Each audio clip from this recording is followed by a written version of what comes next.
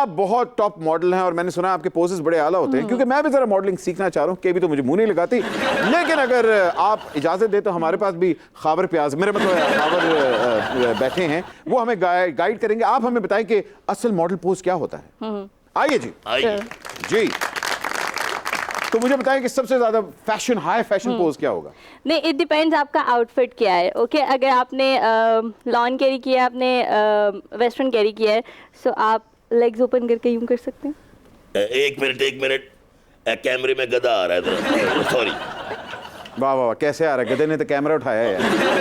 अच्छा जी बताइए। Okay, like this. अच्छा, लेकिन आप नहीं कर सकते ना, आप मोटा नहीं तो आप नहीं, मोटे तो नहीं है, जेंडर का प्रॉब्लम है ना। अच्छा, कैसे कर सकते हैं? हूं दसो।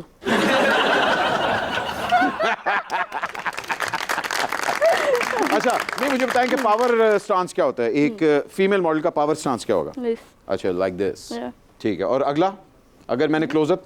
क्लोज अप करना, mid shot, right? Yeah. Like you different है। ये ओके, नाइस नाइस। ये ठीक है, के भी सीखो कुछ।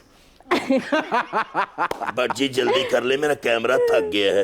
ओ अच्छा, मैं समझा शायद ताड़ी बगल फंस गई है। Thank you ji.